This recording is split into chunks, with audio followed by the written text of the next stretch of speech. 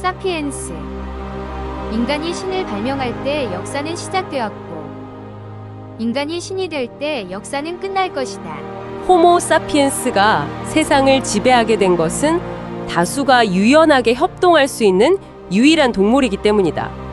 유발 하라리의 책 그 유명한 사피엔스는 바로 이 문장으로 시작하죠. 네, 아주 강렬한 시작입니다. 오늘 이 방대한 책의 핵심을 따라서 이름 없던 유인원에서 거의 지구의 지배자가 되기까지 그 여정을 한번 쭉 훑어보겠습니다. 당신을 위한 딱 핵심만 뽑아서요. 좋습니다. 하라리는 이 인류 역사를 크게 세 단계의 혁명으로 나누잖아요. 네, 인지, 농업, 과학혁명. 맞습니다. 이 혁명들이 어떻게 우리 사피엔스가 대규모로 협력하는 걸 가능하게 했는지, 또 지금의 우리를 만들었는지 그 시간 순서대로 한번 따라가 보면서 핵심 동력을 파헤쳐보죠. 좋아요. 그러고 보면 왜 우리 종만 살아남아서 이 행성을 지배하게 됐을까? 이게 참 궁금해요. 그게 바로 첫 번째 혁명, 인지혁명과 연결되는 지점이죠. 약 7만 년 전이요? 여기가 진짜 흥미로운 부분인데요. 다른 인간종들을 제치고 우리 사피엔스가 살아남은 비결이 그 상상력, 그러니까 허구를 만들고 믿는 능력에 있었다. 이게 어떻게 협력으로 이어지는 거죠? 네, 정확해요. 사피엔스는 눈에 보이지 않는 것들 있잖아요. 신이라든지 국가, 돈, 아니면 회사 같은 법인. 이런 가상의 실제에 대해서 이야기하고 그걸 집단적으로 믿는 아주 독특한 능력을 발달시킨 거예요. 아, 가상의 실제. 그렇죠. 혈연 관계가 전혀 없는 수만, 수백만 명이 이 공통의 이야기를 믿으니까 그걸 바탕으로 유연하게 협력하는 게 가능해진 거죠. 예를 들면요. 책에서 푸주 자동차 회사 얘기를 들잖아요. 그 회사가 법적으로는 서류상의 존재, 일종의 허구인데도 수많은 사람들이 그 실체를 믿고 협력해서 실제 차를 만들어내는 거죠. 아, 그러네요. 정말. 네, 이게 다른 동물이나 심지어 네안데르탈린 같은 다른 인간종들은 갖지 못했던 우리 사피엔스만의 강력한 무기였고 이 대규모 협력의 비밀이었던 겁니다. 듣고 보니 지금 우리가 쓰는 돈이나 국가라는 개념, 인권 같은 것도 맞습니다. 전부 다 어떻게 보면 상상력에 기반한 약속이고 그걸 함께 믿기 때문에 작동하는 시스템인 거죠. 생각해보면 저도 매일 법인이라는 허구를 위해 일하고 국가라는 허구 속에서 살고 있네요. 이게 당연하다고 생각했는데 그 기반이 상상력과 협력이라니 좀 새삼스럽네요. 그렇죠.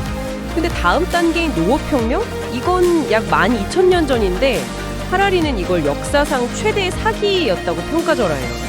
보통 학교에서는 이거 문명의 시작이고 엄청난 진보라고 배우잖아요. 이건 좀 충격적인데요. 상당히 도발적인 관점이죠. 네. 농업 덕분에 전체 식량 생산량은 늘어난 게 맞아요. 근데 그 대가로 대부분의 개인들 삶은 훨씬 더 고되고 힘들어졌다는 거예요. 더 힘들어졌다고요? 왜죠? 수렵 채집할 때보다 훨씬 오랜 시간 노동해야 했고요. 또 한 가지 작물 위주로 먹다 보니까 영양 상태는 오히려 나빠졌다는 증거도 많아요. 아, 영양 불균형. 네. 그리고 정착 생활을 하니까 질병도 더 쉽게 퍼지고 또 남는 식량이 생기면서 사회 계급이나 불평등도 심화되었고요. 얻는 게 있으면 잃는 것도 크다는 거네요. 그렇죠. 결국 인류라는 종은 번성했죠. DNA 복제 본수는 엄청나게 늘었으니까요. 하지만 그게 개개인의 삶의 질이나 행복으로 꼭 이어진 건 아니라는 겁니다.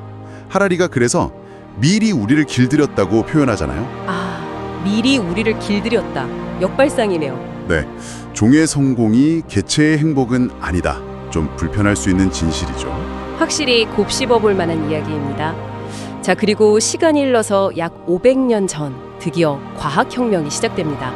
이때부터 인류의 힘이 정말 폭발적으로 증가하죠. 네, 과학혁명의 가장 큰 특징은 우리는 모른다는 이른바 무지의 발견에서 시작했다는 점이에요. 모른다는 걸 인정하는 데서 시작했다? 그렇습니다. 이걸 인정하니까 새로운 지식을 탐구하게 되고 이 탐구 정신이 당시의 제국주의, 그러니까 새로운 땅과 자원을 찾아 나선 움직임과 만난 거죠. 국선장의 탐험처럼요. 아, 지식 탐구가 영토 확장과 연결됐군요. 네, 그리고 또 하나 미래의 성장을 믿고 투자를 하는 자본주의 시스템과 결합하면서 엄청난 시너지를 낸 겁니다. 그 결과로 에너지 활용 능력, 생산력 증대, 질병 극복 같은 전례 없는 힘을 인류가 갖게 된 거죠. 정말 엄청난 변화네요. 하지만 좋은 점만 있진 않았을 텐데요. 당연하죠. 이 강력한 힘은 동시에 생태계 파괴라든지 끝없는 소비주의, 또 전통적인 가족이나 공동체가 해체되고 개인이 소외되는 그런 어두운 그림자도 같이 가져왔습니다. 힘에는 책임이 따른다는 말이 딱 맞네요. 그런데 하라리는 여기서 한 발 더 나아가잖아요. 이제 인류가 생명 자체를 설계하는 단계까지 이르렀다고 경고하죠. 맞습니다. 이제 유전공학이나 사이보그 기술, 인공지능, 심지어 비유기적 생명체 창조 같은 이야기까지 나오잖아요. 이건 이제 자연 선택이 아니라 지적 설계의 시대가 오고 있다는 거죠. 지적 설계. 하라리는 이걸 길가메시 프로젝트라고 불러요. 고대 서사시 길가메시가 불멸을 찾아 헤맸던 것처럼 현대 인류가 죽음마저 정복하려는 욕망을 보인다는 거죠. 죽음 정복이라. 네. 만약 이게 성공한다면 사피엔스는 스스로를 정말 신으로 만들려고 할지도 모른다. 어쩌면 이건 호모 사피엔스의 종말이고 완전히 새로운 종의 시작일 수도 있다는 겁니다. 와, 상상 속 이야기를 현실로 만들면서 협력해서 지구를 정복했는데 이제는 생명의 규칙마저 새로 쓰려고 한다니? 정말 거대한 이야기네요. 그렇습니다. 바로 이 지점에서 우리에게 또 이걸 듣고 계신 당신에게 근본적인 질문이 던져지는 거죠.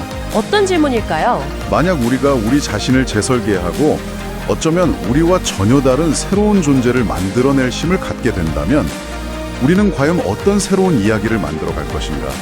그리고 그 이야기 속에서 인간이라는 것의 의미는 또 어떻게 변하게 될 것인가? 우리의 이 강력한 협력 능력은 이제 어디로 향해야 할까요?